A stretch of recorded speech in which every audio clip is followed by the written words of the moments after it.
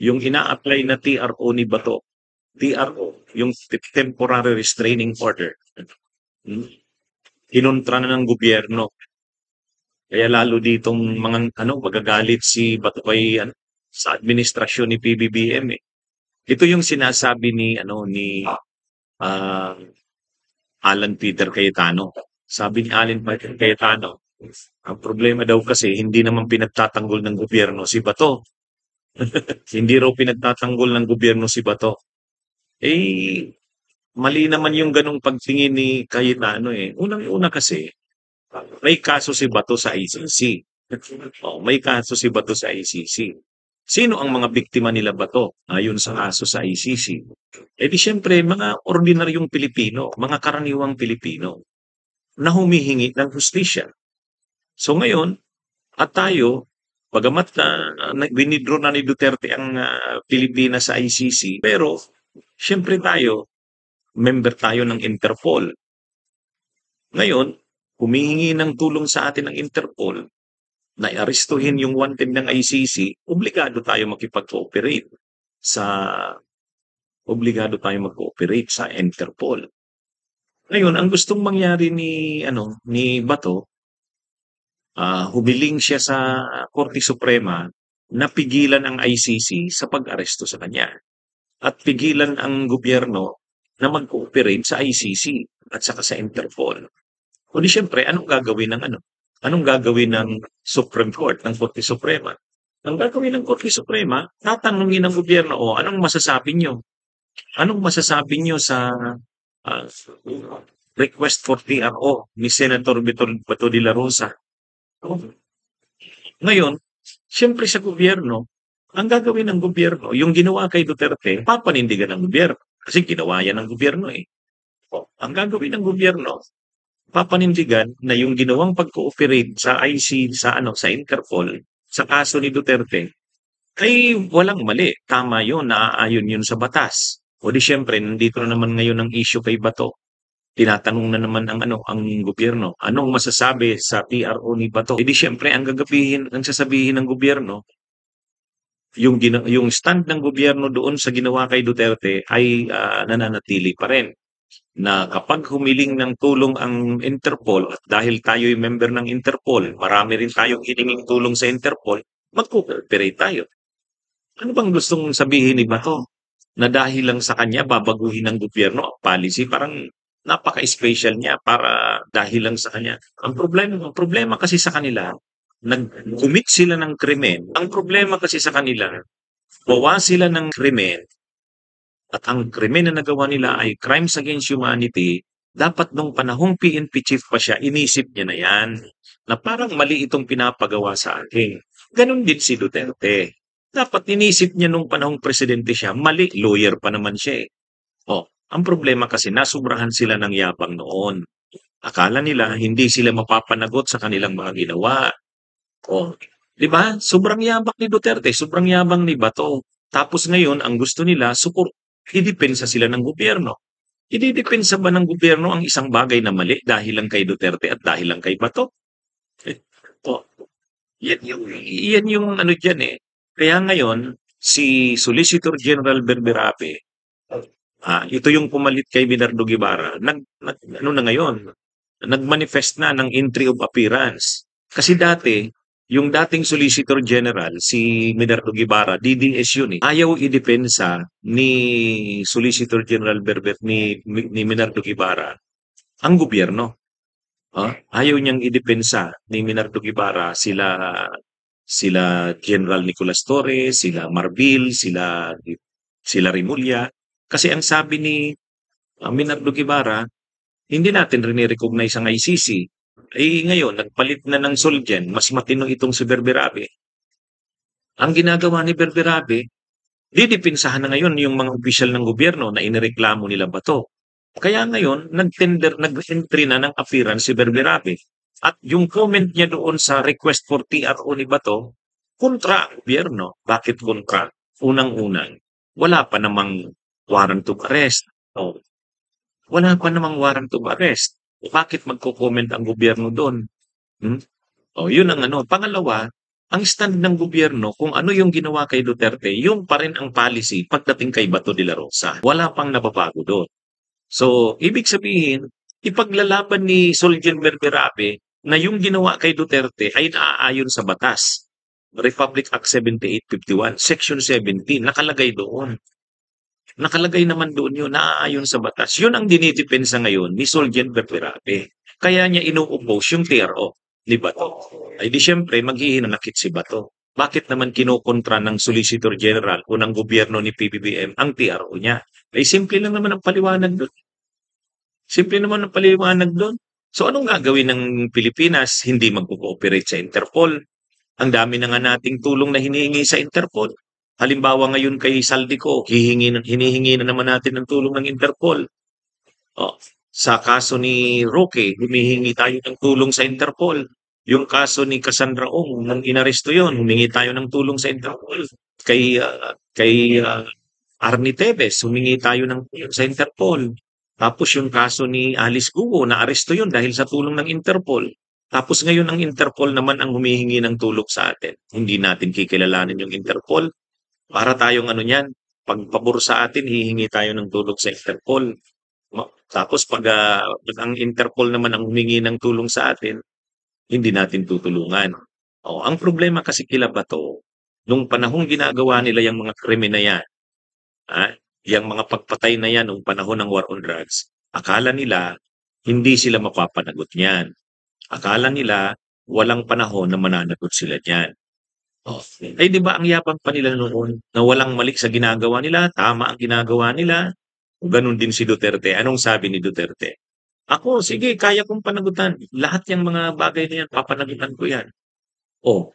Ngayon, si Bato, ganon din ang sabi niya. Sabi niya, walang mali sa ginawa nila noon. O di sige, o di dipinsahan mo ang sarili mo. Dipinsahan mo ang sarili mo. Ang gobyerno kasi, ididipinsa ka.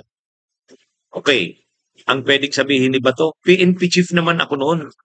Sabi rin ni Duterte, presidente ako noon. So dapat ipagtanggol kami ng gobyerno. Kasi ginawa namin yung mga bagay na yan nung panahon, nung officials pa kami ng gobyerno. Hindi naman namin ginawa yon. Yung war on drugs bilang private citizens, ginawa namin yon bilang officials ng gobyerno. So dapat ipagtanggol kami ng gobyerno ng Solgen. Pero ang problema ganito. Kapag ang mga ginawa mo bilang official ng gobyerno ay labag sa batas, lalo na ito, international humanitarian law ito, hindi ka ipagtatanggol ng gobyerno. Bakit ka ipagtatanggol sa mga illegal na ginawa mo? Ang problema kasi kila Duterte at kila Bato, pinapanindigan nila walang mali sa ginawa nila. O di idipinsa nyo ang sarili nyo. Di ba? Dipinsahan nyo ang sarili nyo. Sabi nyo, tama yung ginawa nyo, walang mali sa ginawa nyo, dipinsahan nyo ang ginawa nyo. Sinasabihan na kasi noon, marami nang nagsasabi, itigil na yung war on drugs kasi hindi makatao. Grabe, pinapatay na ang napakaraming tao. Anong ginawa nila Duterte at Bato? Mayabang ba sila? Sabi nila, walang mali sa ginagawa nila. Papanindigan nila yan. Sige, panindigan nyo yan. Hindi pwedeng maging depensa dyan ni Bato at ni Duterte na ginawa nila yon bilang opisyal ng gobyerno. Ang opisyal ng gobyerno kapag gumawa ng mga bagay na labag sa batas, hindi dapat siyang idepensa ng abogado ng gobyerno, ng Solicitor General. Pwede ka lang idepensa sa mga ginagawa mong naaayon sa batas. Ngayon, hindi naaayon sa batas yung ginawa nyo, hindi naaayon sa international humanitarian law, o bahala kayong idepensa ang mga sarili nyo. Tapos ngayon, mayroon ng pinag-uusapan na ang warrant of arrest ng ICC. Hindi pa nga lumalabas, nagtatago na si Bato. Hindi pa nga lumalabas, nag-a-apply na si Bato ng TRO. Pinapa-comment ngayon si Solicitor General Berberame, ang abogado ng gobyerno. Pinapa-comment ng Korte Suprema. Syempre, sasabihin ng Solgen, hindi namin masusuportahan yung TRO na yan ni Bato de la Rosa. Bakit? Unang-una, wala pa namang kopya ng ICC arrest warrant. Paano kami mag-comment dyan? Pangalawa, ang ginawa kay Duterte na nag-cooperate ang gobyerno sa Interpol, garon pa rin ang stand hanggang ngayon. Ibig sabihin, kapag lumabas yung arrest warrant kay Bato, yung ginawa kay Duterte, yun pa rin ang policy ng gobyerno. Maliban na lang kung magsabi na ang Korte Suprema, mali yung ginawa nyo, wag na kayong mag-cooperate sa Interpol at sa ICC. Doon lang susunod ang gobyerno. Doon lang susunod ang gobyerno, mga kabunyog, mga kababayan. Ha? Yan yun. Pero sa ngayon, panindigan ng gobyerno ang ginawa nito. Yan yung pagkakaiba ni Solicitor General Berberabe kay Minardo Guevara. Kasi si Minardo Guevara ayaw panindigan yung ginawa ng gobyerno kay Duterte. Kaya nga tinanggal ni PBBM eh. Ay bakit ka naman ayaw mong idepensa yung ginawa ng gobyerno kay Duterte?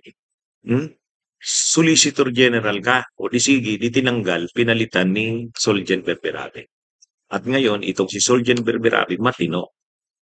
Nag-declare na ngayon si Solgen Berberabe ng appearance niya. Appearance. Ibig sabihin, ipagtatanggol niya sila Rimulya, sila General Nicolas Torres, sila Marbil, na inireklamo nila Bato sa Korte Suprema. At least ngayon, maganda na ang At tinanong si Berberabe, ang Solgen, anong stand ng gobyerno sa request na PRO ni Bato? O ang stand ng gobyerno, hindi namin yan masusuportahan. Ang unang dahilan, wala pa namang ICC arrest warrant. Bakit naman namin yan iyan? Pangalawa, yung ginawa na kay Duterte na nag-cooperate sa ICC, gagawin pa rin kay Bato. Yan yung kung lumabas man ang arrest warrant ng ICC. Kaya yan mga kabunyog, mga kababayan. So actually, pwede din naman na ang Supreme Court ay pumabor kay Bato. Pwede naman yun. Ano naman yan eh. Hindi naman natin sigurado kung ang Korte Suprema actually, ang pwedeng maging desisyon ng Korte Suprema, mali yung ginawa kay Duterte. Kaya wag na yung uulitin sa mga susunod. O ganun yan. O pag ganun ang sinabi ng Korte Suprema, susunod na dyan ang gobyerno ni PBBM. Pati Solicitor General, susunod na dyan. Pero hanggat wala pang sinasabing ganun ang Korte Suprema, kung ano yung stand ng gobyerno kay Duterte, yun din ang stand kay Bato. At yan ang pinapanindigan ni Solicitor General Berber. Okay? So yan, mga kapunyo. Kaya itong si Bato ngayon, naghihinakit sa gobyerno kasi hindi raw siya pinagtatanggol. Yun ang sabi ni Cayetano, di ba? Sabi ni Alan Peter Cayetano, ang hinanakit kasi, ang nakakahinanakit kasi, hindi naman pinagtatanggol si Senator Bato de la Rosa ng gobyerno eh. Pati Senado, hindi siya pinagtatanggol. Gusto niyong ipagtanggol kayo. Ang ginawa nila yan, sinabihan na silang illegal yung ginawa nila, extrajudicial killings, pinagpapatay ang mga tao. Paano kayo pagtatanggol? Paano pa pinagtatanggol? Ang sinasabi nila, tama yung ginawa nila. Ano palang sasabihin ng gobyerno? Tama yung ginawa nila. Ang policy ngayon ng gobyerno ni PBBM, mali yung ginawa noon. Kaya nga binago na ang administrasyon eh. Tapos ngayon ididipinsa mo na sinasabi na nga ng gobyerno ngayon ni PBBM na mali yun. Ang nagsasabi lang naman na tama yung ginawa ni Duterte noon, mga DDS. Mga DDS. Anong sabi ng mga DDS? Tama lang yun. Pinagpapatay ang mga adik. Tama lang yun. Ngayon, may kaso na kayo dahil doon, didipinsahan yung mga sarili nyo. Huwag kayong maghinanakit sa gobyerno na hindi kayo sinusuportahan. Sinabihan na kayong mali yun.